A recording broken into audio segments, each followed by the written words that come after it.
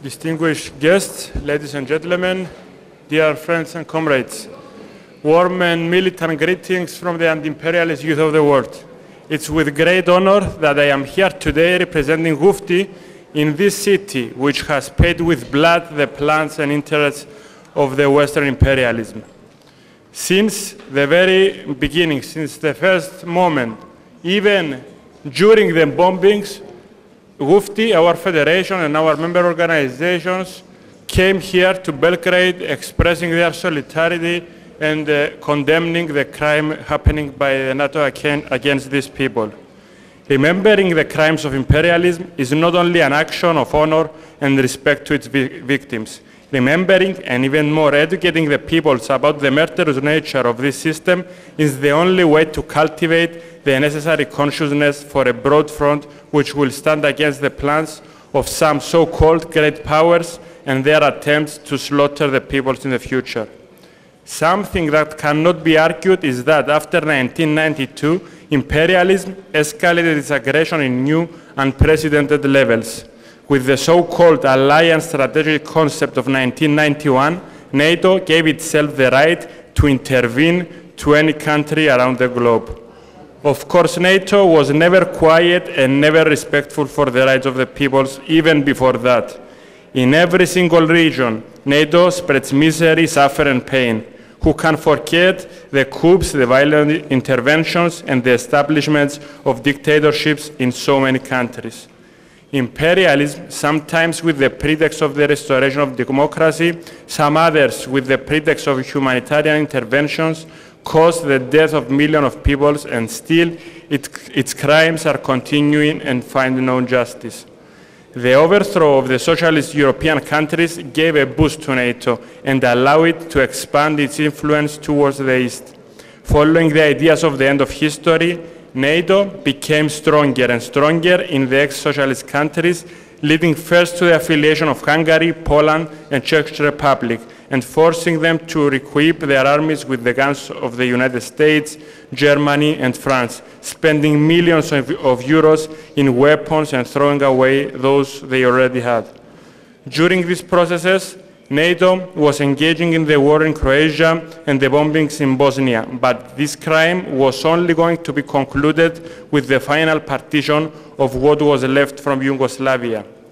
The humanitarian intervention of NATO reached its peak point with the bombings of Yugoslavia between March and June of 1999.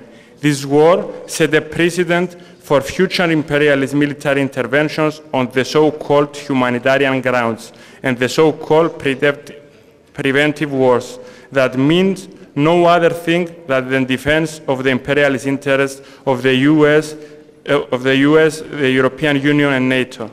The effects of this black chapter in European history are still visible in the Balkan region.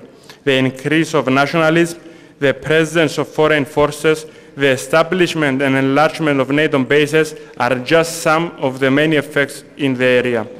The effects of the civilian population are still visible, torn up families, psychological effects on the population that survived the bombings, and economic difficulties have been hard to overcome, especially for those with fewer resources.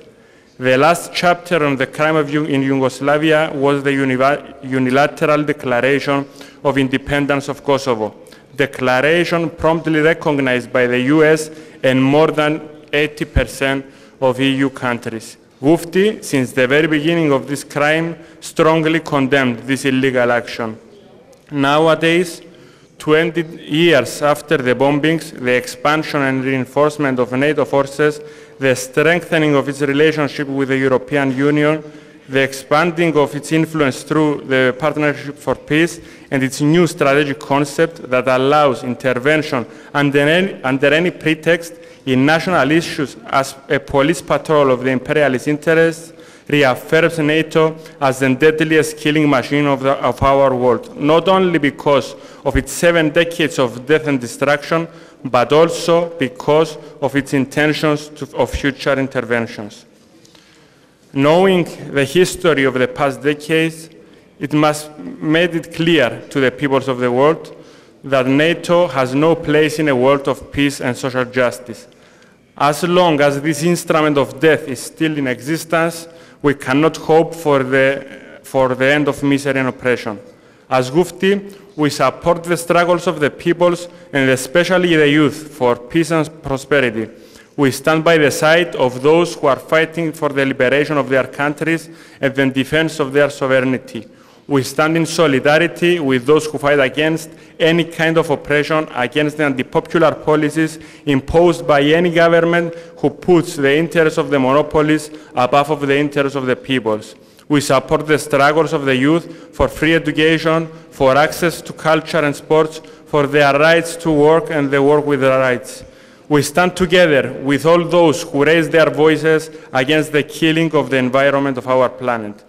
Dear friends, dear comrades, we must do no mistake. The only way for a better future, the only way to get rid of this illness of humanity is to understand and to confront all those different problems as a whole.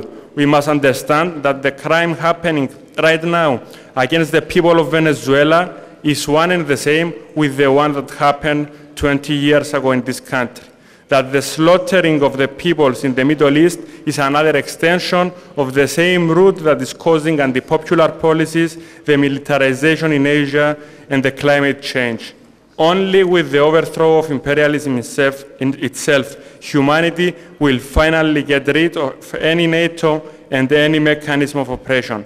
The struggle for the overthrow of the dominant imperialist order is therefore our priority, and we should take place in all its expressions, in factories, in schools, in workplaces, in universities, and in the streets. This way we can build the unity and strength for victory.